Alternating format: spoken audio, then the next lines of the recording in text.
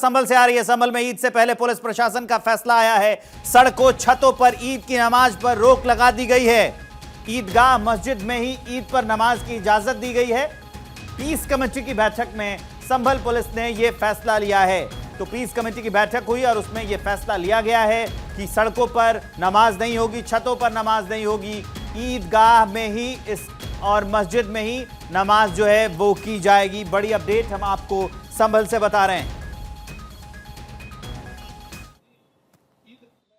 सेवैया खिलाना चाहते हो तो आपको गुजिया भी खानी पड़ेगी, या गुजिया खाओ ये सेवैया। शांति समिति की बैठक आने वाले त्योहारों को लेकर की गई है, जिसमें नवरात्रि का त्यौहार है और इसके अलावा ईद है, फिर उसके बाद महानवमी का त्यौहार है। तो उसके संबंध में बैठक की गई थी और उसमें जो भी लोग उपस्थित रहे शांति समिति की बैठक में, उन लोगों ने अपने जो भी समस्याएं आ रही है त्यौहार के दौरान, जैसे कभी कभार बिजली की समस्या, कभी पानी की समस्या, इस तरह की छोटी छोटी चीज़ें जो हैं, कहीं नाली वगैरह खुली पड़ी है या कोई दिक्कत है, तो उसके संबंध में छोटी छोटी चीज़ों से अवगत करा है। उसके निस्तारण के लिए लोगों को अवगत करा दिया गया। नमाज के लिए चर्चा ये रही कि ये बता दिया गया है कि, और ये लोग सहमत भी थे कि सड़क पर नमाज नहीं पढ़ना है, जो पूर्व से ही लागू है।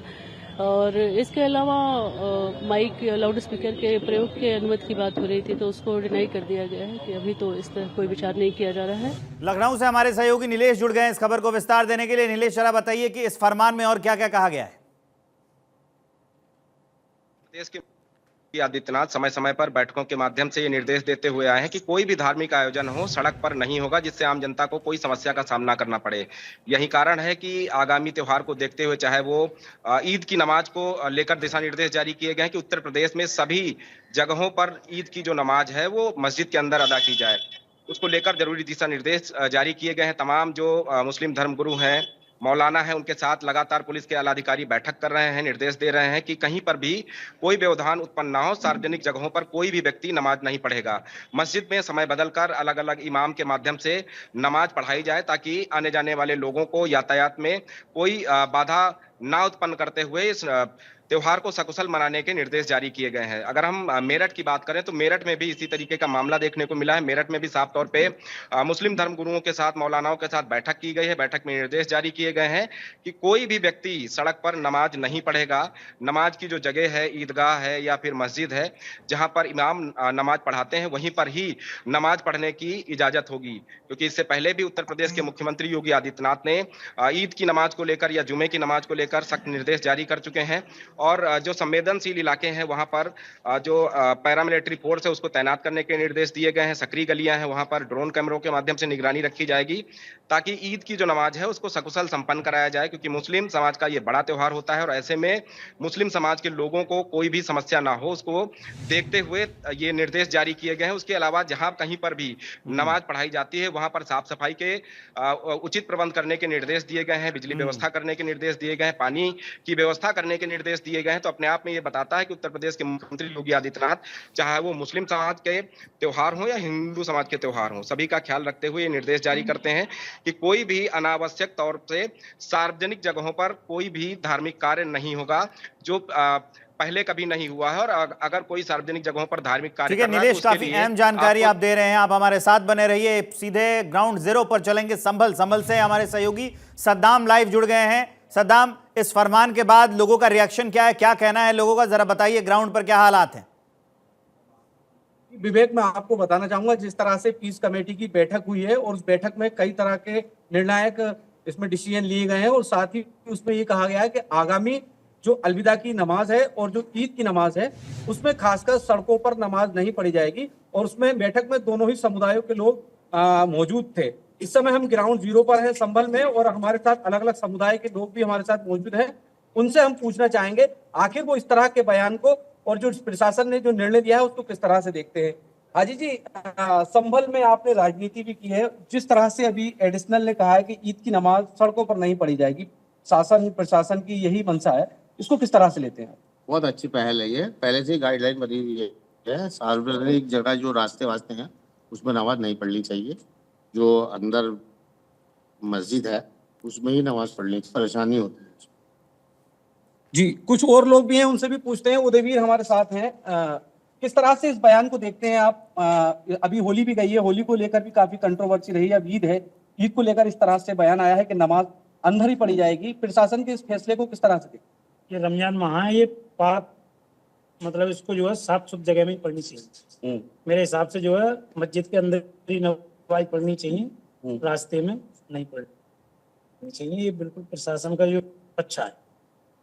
देखिए ये यहाँ के लोगों की राय है। जी विवेक, तो ये लोगों की राय है, वो कह रहे हैं कि प्रशासन को चाक चौबंद बनाने के लिए और ताकि शांति व्यवस्था इलाके में बनी रहे, इसके लिए ये फरमान दिया गया है और वो इस बात को खुशी खुशी मान भी रहे हैं। आप हमारे साथ बने रहिए। नीलेश के पास एक बार फिर से लिए चलते हैं। नीलेश, त्यौहार हैं तो बाकी शहरों में भी उत्तर प्रदेश में खासा इंतज़ाम किए गए हैं और प्रशासन सख्त भी है, और मतलब इसमें क्या किया जा रहा है प्रशासन के द्वारा संभल में और बाकी जगहों पर, क्योंकि आप लखनऊ में हैं तो आपके पास इस बारे में अपडेट होगी, ये ज़रा बताइए। पुलिस मुख्यालय से जितनी जगह पर नमाज होती है वहां पर व्यापक प्रबंध करने के निर्देश दिए गए हैं। जो संवेदनशील इलाके हैं जहां पर झड़प हो सकती है या कोई अराजक तत्व माहौल बिगाड़ सकता है, वहां पर विशेष निगरानी रखने के निर्देश दिए गए हैं।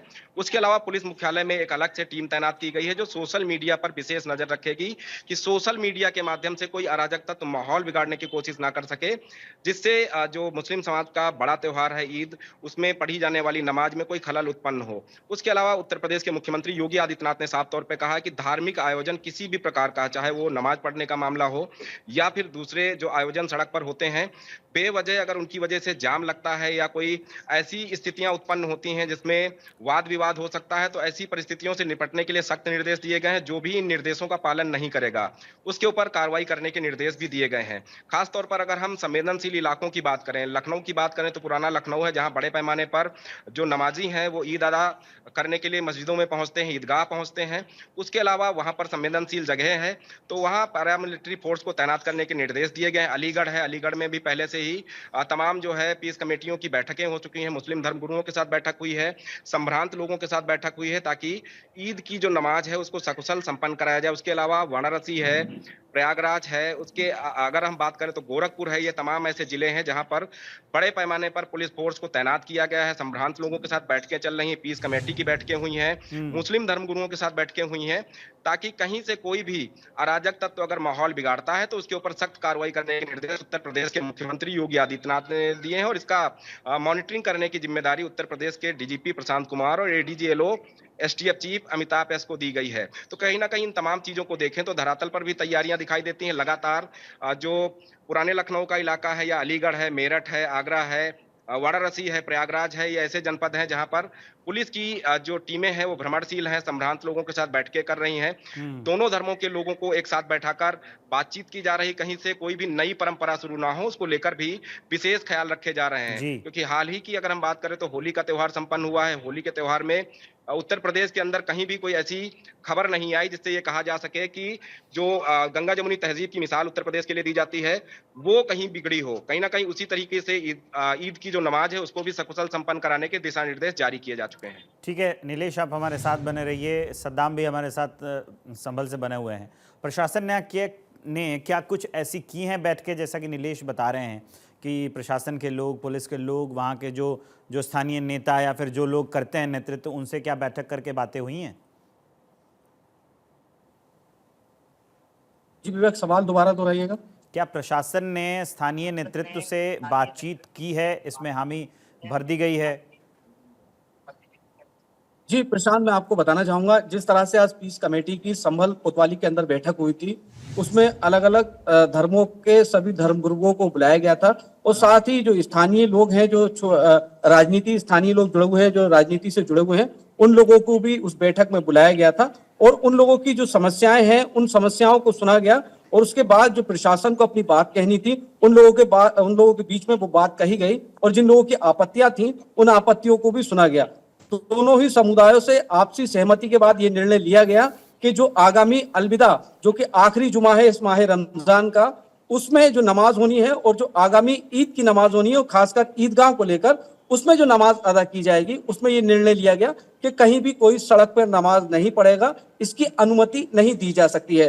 और साथ ही इस दौरान सीओ का भी बयान आया जो कि गंगा जमुना तहजीब से जोड़कर भी उसको देखा जा रहा है और सोशल मीडिया पर लगातार वायरल है कि जो मुस्लिम समुदाय के लोग हैं वो अगर सिवैयां खिलाना चाहते हैं तो उनको पहले होली की गुजियां खानी पड़ेंगी। तो उसको लेकर भी सीओ ने अपनी बात रखी और सीओ ने अपने बयान को भी कहा कि जिस तरह से मेरे बयान को लोगों ने क्रिटिसाइज किया, तो अगर मैंने कहीं कुछ गलत बोला है तो उसके लिए कोर्ट भी खुला हुआ था, मेरे खिलाफ कार्रवाई भी करवा सकते थे। तो फिलहाल जिस तरह से ये पूरी ठीक है। बैठक हुई है और इसमें जो नमाज को लेकर निर्णय लिया गया है, तो आपसी सहमति बरकरार है इसमें। जी।